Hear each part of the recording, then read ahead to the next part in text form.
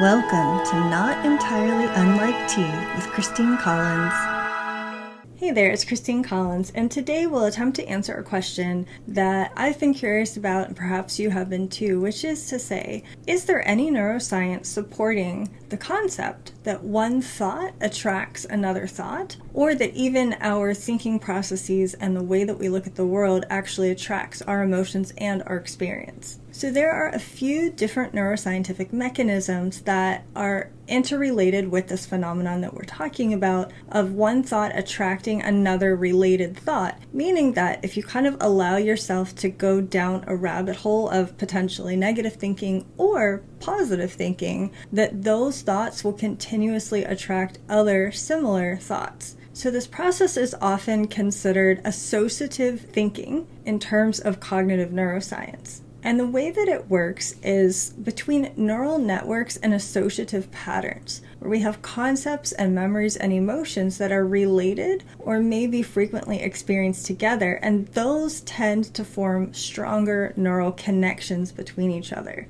So that when one concept is activated, it can spread that activation to other similar concepts. So this is one way in which we use tools like anchors, where you begin to associate an emotion with something like a scent or a visual. So sometimes people will use aromatherapy because it creates a relaxing experience. And part of that may be because of a positive association with that scent or aroma. And the same can be true with common related thought patterns. So if you tend to associate thinking about the beach with automatically thinking about a particular person or memory or experience, then every time you think about that thing, you're much more likely to go on to the next connected or relevant thought. There's also amygdala activation and emotional contagion. So the amygdala plays a really big role in terms of processing emotions, in particular fear and anxiety. So when the amygdala becomes activated because we're thinking about something frightening, maybe having watched a scary movie, there is a greater potential for us to become much more attentive to possible threats in our environment.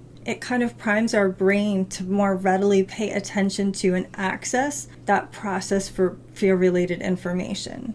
So that can kind of lead us to a hyper-awareness of other types of stimuli that feel threatening or scary. So it's kind of like after you watch a scary movie, if maybe you have to walk outside down a dark road or something like that, you're much more likely to think you hear noises in the bushes and that sort of thing. There's also mood congruent memory bias, where our current emotional state actually biases or influences the types of thoughts and memories that we're most likely to focus on or recall. So if we're in a fearful or anxious state, we're more likely to recall or think about fearful thoughts, memories, or other topics that are similar in that emotional context. And the same, of course, is true in a positive mood. When we're feeling more positively, we're much more likely to be capable of pulling out positive memories and thought patterns. Sometimes the default mode network can play a role here, where it has to do with self-referential thinking or that chain of associated thoughts that connect together. And then neurotransmitters like dopamine, which is associated with reward and pleasure, or cortisol, which is associated with stress, can also influence the thought patterns we're having, making us more likely to focus on certain types of information. So how does that play into us having an actual experience or lived experience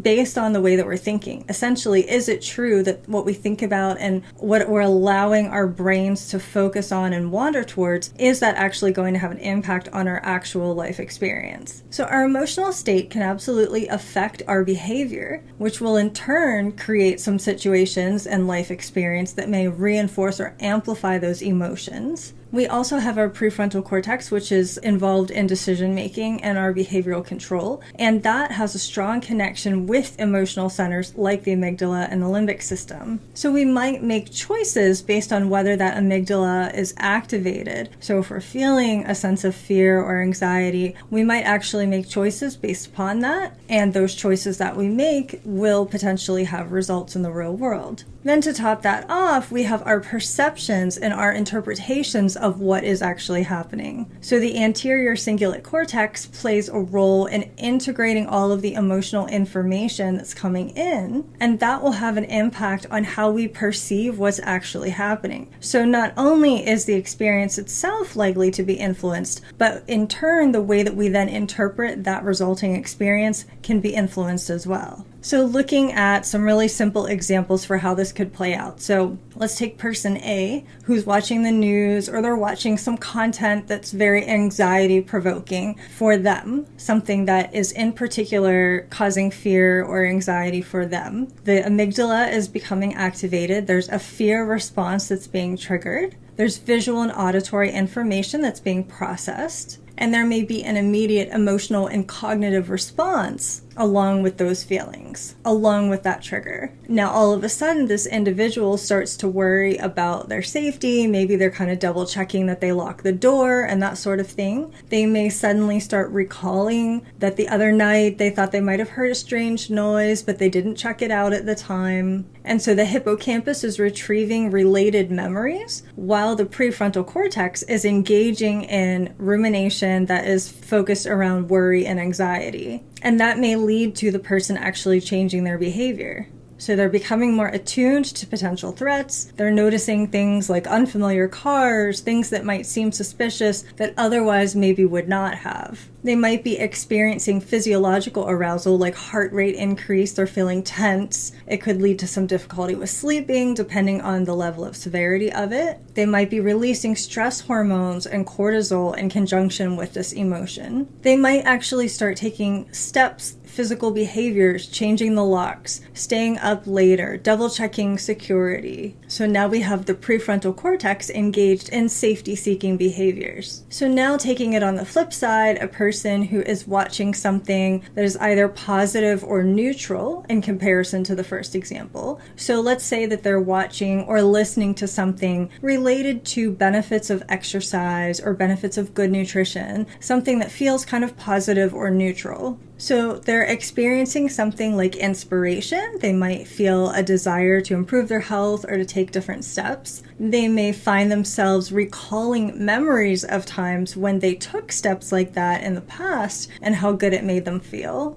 So we have the hippocampus retrieving some positive memories, while the prefrontal cortex begins to think about planning around maybe changing some behaviors for the better. And then in terms of things like attentional bias, they may be noticing opportunities about making different choices, perhaps eating in a different way, exercising in a new way. Their confirmational bias may allow them to notice opportunities that they might not otherwise have been aware of. They might notice things like a new gym that opened up locally, or they might notice things in the grocery store, new types of foods that they're interested in trying. And then the reticular activating system increases alertness around those specific stimuli. They become more likely to notice those things more often. Physiologically, they might feel more energized. They might do things like wake up earlier, eat differently. The hypothalamus may be regulating some circadian rhythms and energy. They might start some new behaviors, so they might start taking a walk every morning, downloading a fitness app.